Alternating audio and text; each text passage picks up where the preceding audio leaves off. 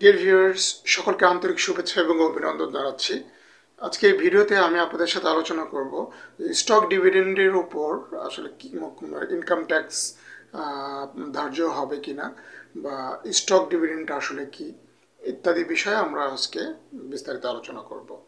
প্রিয় বন্ধুরা, সাধারণত আমাদের মনে একটা কনফিউজ জাগে যারা আসলে আমরা ইনকাম ট্যাক্স চর্চা করি বা ইনকাম ট্যাক্স রিলেটেড আমরা বিভিন্ন নলেজ রাখতে চাই যে স্টক ডিভিডেন্ডের উপর আসলে ইনকাম ট্যাক্স কিভাবে ধার্য করা হবে বা কিভাবে ক্যালকুলেশন করা হবে।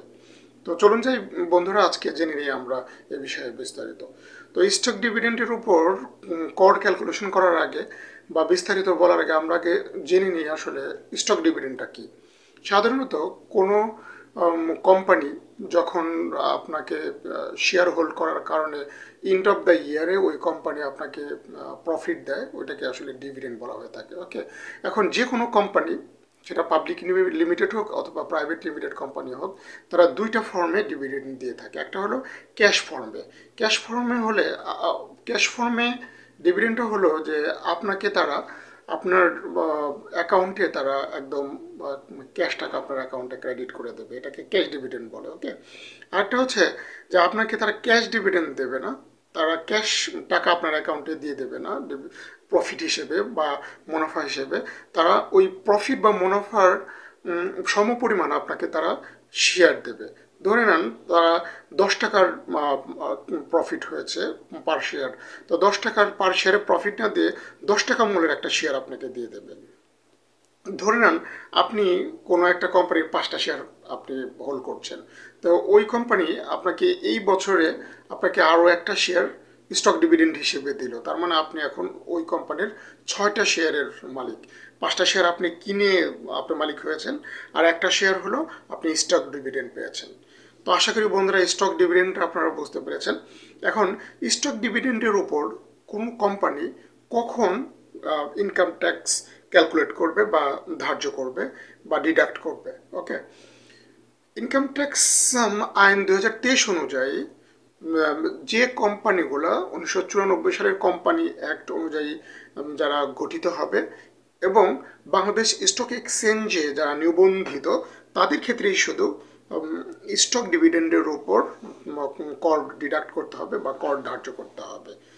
এখন এই কোম্পানিগুলা এই মানে যারা ঢাকা স্টক এক্সচেঞ্জে বা চিটাগং স্টক এক্সচেঞ্জে যারা নিবন্ধিত বা যারা কোম্পানি আইন 1994 অনুযায়ী যারা গঠিত হয়েছে, এই কোম্পানিগুলো আসলে কখন স্টক ডিভিডেন্ডের উপর ট্যাক্স ক্যালকুলেট করবে, এই জন্য ইনকাম ট্যাক্স আইন 2023-এ দুটা কন্ডিশন দিয়েছে। প্রথম কন্ডিশনটা হলো এই কোম্পানিগুলো যখন কোনো মানে ক্যাশ ডিভিডেন্ড না দিয়ে শুধুমাত্র যদি তারা স্টক ডিভিডেন্ড দেয় তাদের শেয়ার হোল্ডারদেরকে, তাহলে এই ক্ষেত্রে ওই কোম্পানিকে অবশ্যই 10% হারে এই স্টক ডিভিডেন্ডের উপর ট্যাক্স ধার্য করতে হবে বা ট্যাক্স ডিডাক্ট করে তারপরে স্টক ডিভিডেন্ড দিতে হবে।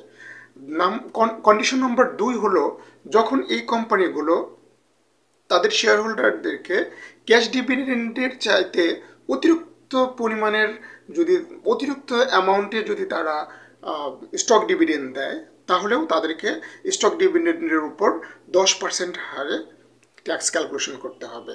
আমি বিষয়টা একটু উদাহরণ দিয়ে পরিষ্কার করে আপনাদেরকে বুঝিয়ে দিচ্ছি। যেমন ধরে নেন কোনো একটা কোম্পানি যারা 1994 সালের কোম্পানি আইন দ্বারা যারা নিগমিত এবং যারা ধরে নেন ঢাকা স্টক এক্সচেঞ্জে ওই কোম্পানিটা নিবন্ধিত। এখন এই কোম্পানি যদি তার শেয়ার হোল্ডারদেরকে ক্যাশ ডিভিডেন্ড দিল ধরেন 5 লক্ষ টাকা, টোটাল ক্যাশ ডিভিডেন্ডের ভ্যালু, আর স্টক ডিভিডেন্ড দিল তারা ধরেন 6 লক্ষ টাকার, তাহলে ক্যাশ ডিভিডেন্ডের চাইতে এখানে স্টক ডিভিডেন্ডের টাকার পরিমাণটা বেশি। এই ক্ষেত্রে এই কোম্পানিকে অবশ্যই স্টক ডিভিডেন্ডের উপর 10% হারে ট্যাক্স ক্যালকুলেশন করতে হবে বা ট্যাক্স ডিডাক্ট করতে হবে। তো বন্ধুরা, আশা করি আপনারা স্টক ডিভিডেন্ডের উপর কখন ট্যাক্স ক্যালকুলেশন করতে হবে বা ট্যাক্স ডিডাক্ট করতে হবে এবং কারা করবে বিষয়টা বুঝতে পেরেছেন। তো পরবর্তী ভিডিও দেখার আমন্ত্রণ জানিয়ে আজকের মতো বিদায় নিচ্ছি। আল্লাহ হাফেজ।